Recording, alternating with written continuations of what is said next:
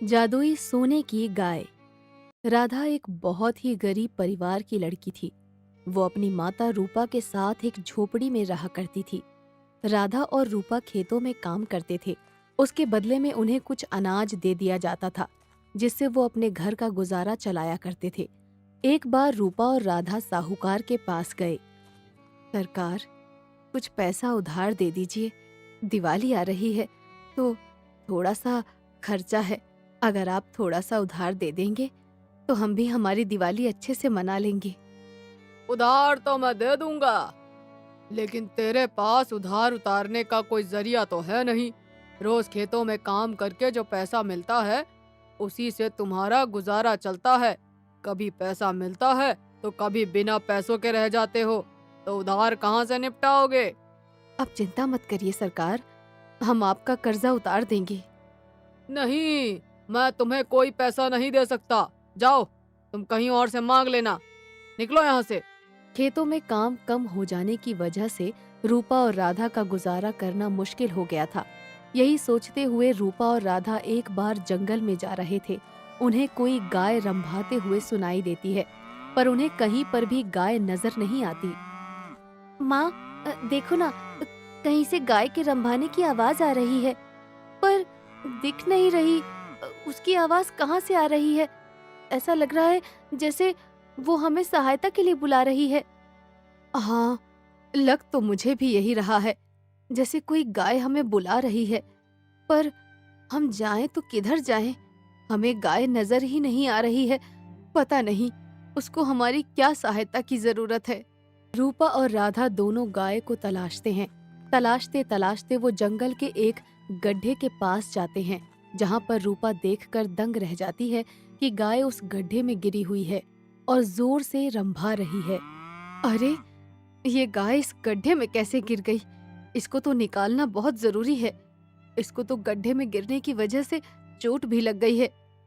देखो ना माँ, गाय कितना रंभा रही है। इसको जरूर चोट लगी है। इसको बाहर निकालो ना माँ। देखो ना, कितनी सुंदर गाय है।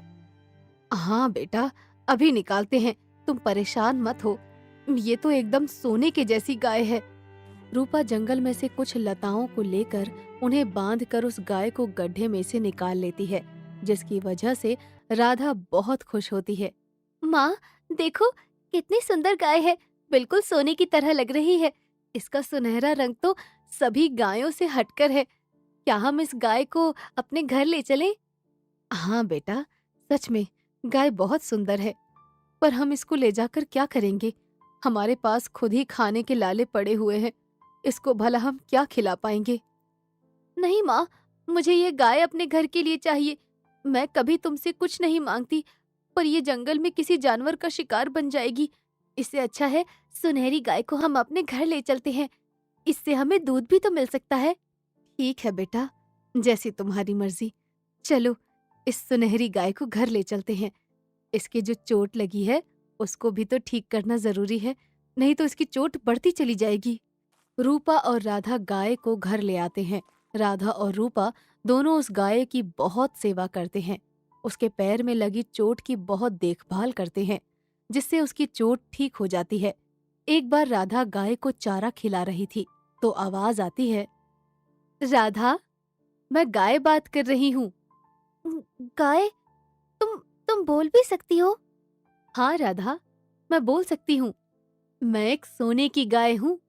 तुमने मेरी मदद की है। जिस तरह से तुम्हारे घर के हालात हैं, और फिर भी तुमने मुझे चारा खिलाया और दवा खिलाई और मेरे घावों को भी ठीक कर दिया। तुमने मेरी बहुत सेवा की है। अगर तुम मुझे उस गड्ढे में से नहीं निकालती तो शायद मुझे कोई जानवर खा गया होता। अरे, इसमें शुक्रिया कैसा? आप मुझे इतनी अच्छी लगी कि मैं आपको घर ले आई। तुम्हारे घर के हालात को देखते हुए मैं तुम्हें एक वरदान देती हूँ। रात के समय जब भी मैं गोबर करूंगी तो उस गोबर में 2 सोने के सिक्के निकलेंगे, जिन्हें बेचकर तुम अपने घर की दशा को सुधार सकती हो। अरे, ये क्या कह रही हो गाय? क्या क्या तुम सच बोल रही हो? सोने के सिक्के देने वाली गाय हो?